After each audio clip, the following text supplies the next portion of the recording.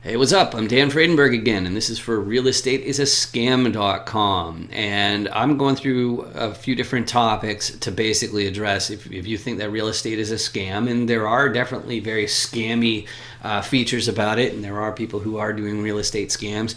The industry as a whole, there is a way to succeed at it, but it tends to reward full-timers and very few other people. So today's topic to talk about real estate being a scam is what if you think Wall Street already bought all the good shit? Wall Street already bought all the good shit. Okay, so what am I talking about? Let's say that you want to get the really great properties where you want to be super duper rich, you want a part of it, and you want to be a real estate tycoon. Well, one problem you might run into is that Wall Street already bought all the good shit. And of course, by Wall Street, you're actually talking about the real estate investment trusts. In other words, family offices, things like that. People with hundreds of millions of dollars or more.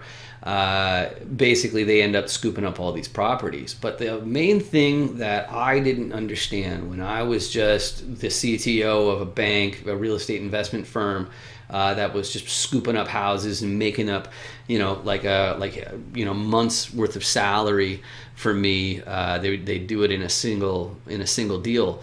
I was sitting there watching that and going like, well, what's going on? But basically, what I know now is that the big guys, they're always looking for, they have to keep on buying and buying and buying and buying and buying, and so that means. Well, there's a term that they use in marketing, especially on internet marketing. It's called guerrilla marketing. It's based on a book from, I think it's J. Conrad Livingston is the guy's name. And basically the idea of guerrilla marketing is that there are things that little guys can do that big guys just can't. It's just not scalable. And what a little guy can do is he can turn around and do what my friend, the first person who taught me real estate at all, and gave me an idea that it would actually work, was a Taiwanese student of mine, where basically all he'd do is he'd feed the owners of a building a bunch of drinks and take them out, meet girls and stuff like that, and then eventually turn around and say, hey, so you're selling me your building, right? And so, that's not the most above board thing in the world, but, part of me, now that I know how to do these deals, I'm like, oh my God, the guy's a genius, but that's why you have to. So basically, all the owners of any complex, they're human.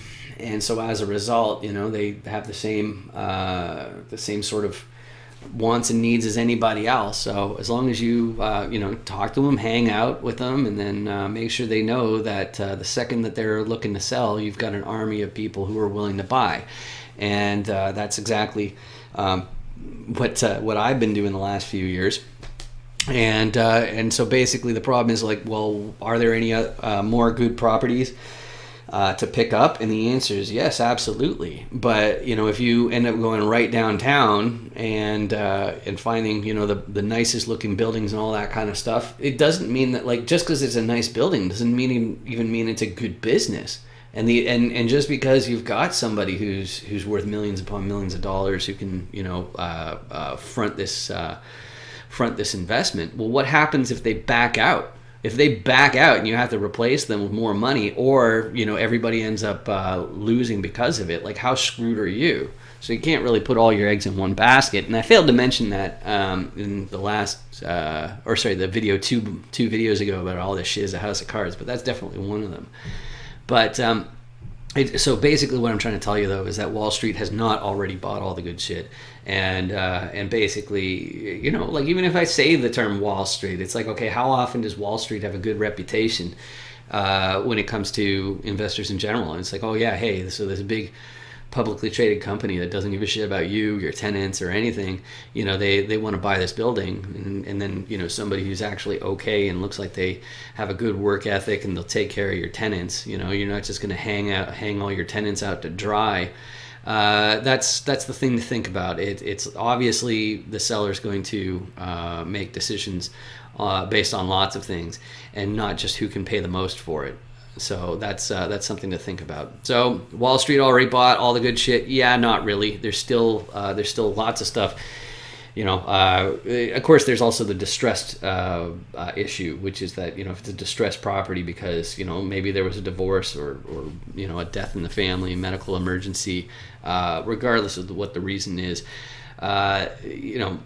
properties come up for sale all the time, and it's really just a matter of knowing the right community. So see, basically every single deal, it's going to be a combination of different people, because even if they are a repositioner, it's like, well, are they a repositioner for 200 plus units, or are they a repositioner for like a few different townhouses or something like that? Because it's a completely different thing, especially in view, like in the viewpoint of the banks. Anyway, so that's my answer to has Wall Street already bought all the good shit? But check out more videos, like and subscribe. Also check out dandoesdeals.com. Thanks. Bye.